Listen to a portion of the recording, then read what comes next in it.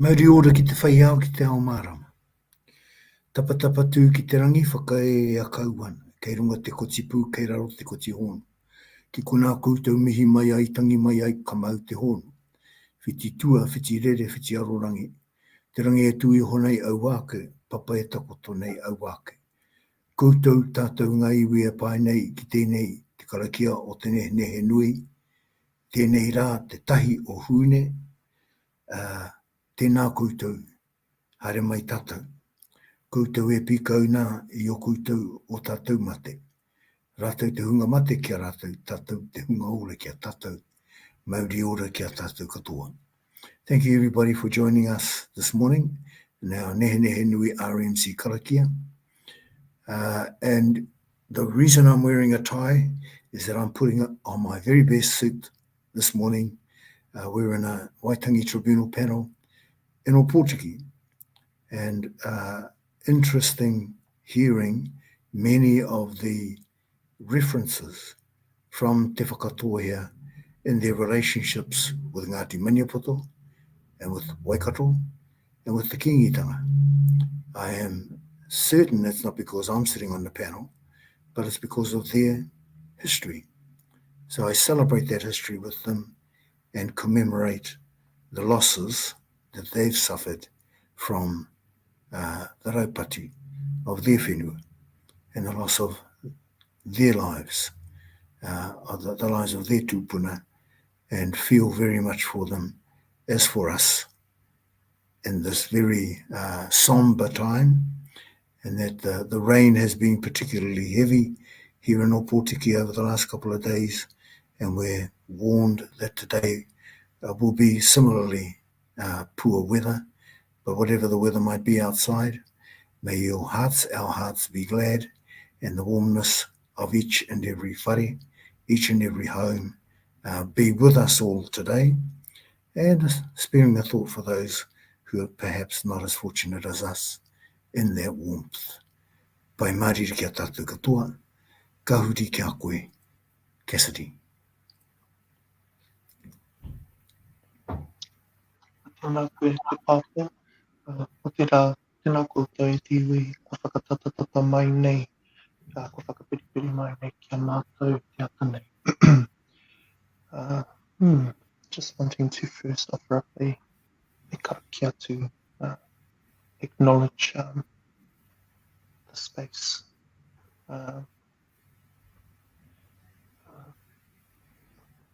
Spaces that we will be entering into today, whether that is with the Waitaki Tribunal, whether that's moving into our mahi space, or if you're recovering at home or feeling unwell at home.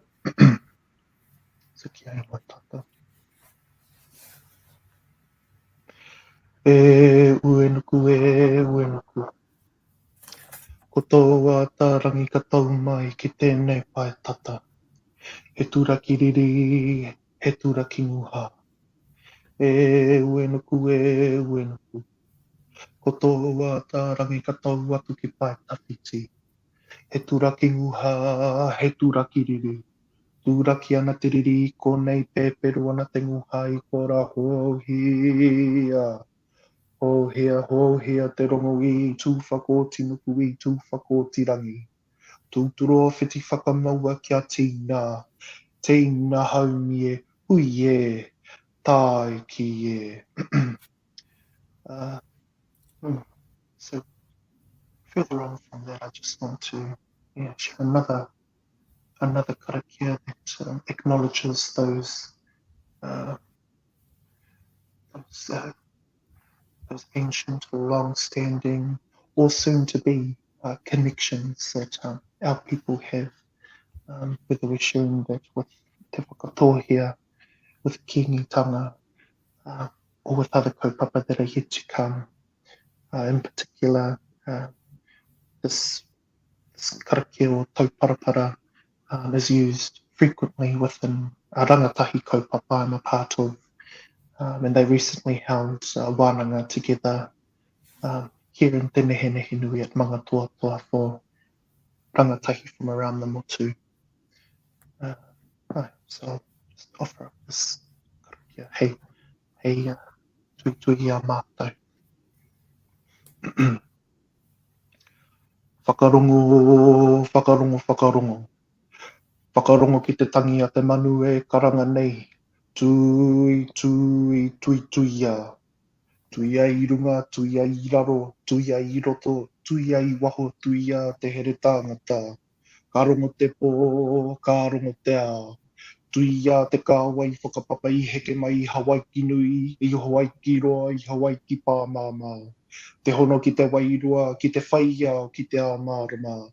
Ti hei, mauri ora. Reira, ka Kia ora, Cassidy, tēnā koe. I roto i tō kaupapa rangatahi, engari te reo kau mātua e tere nei. Thank you, Cassidy. And for that karakia hoki, kia Huihuia te rongo, that peace be widespread and that we live in peace wherever we may be. Tēnā koe me rā whakaaro rangatira, ka tahuri ki a koe tū moana. Tēnā koe mātua, korua ko Cathy. Tēnā koutou ngā iwi o te motu e tū hono nei.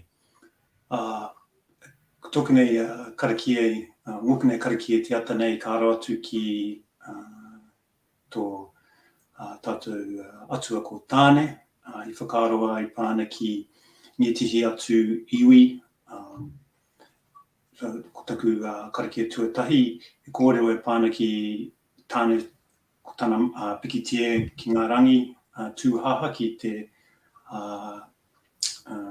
kimi ngā kete o te wānanga, hakoa ki ngetihi o ngā iwi o te motu tainui, ko tāwhaki I haere. I runga I te kōrero, kua kōrero tia ka karaki atu ki tētihi atu, ki ni te he atu whakaro nā tāne I haere. Nō reira, ka karakia. Tēnei au, ko te hōkai nei, taku tapu ai, te hōkai nuku, te hōkai rangi, te hōkai a te tupuna, ko tāna nui a rangi. I pikitia ai ki te rangi tū haha ki te tihi o manono, I roko hino atu rā koe o te matua kore ana he. I riro I hoa ngā kete o te wānanga, ko te kete tūri, ko te kete tuatea, ko te kete aronui.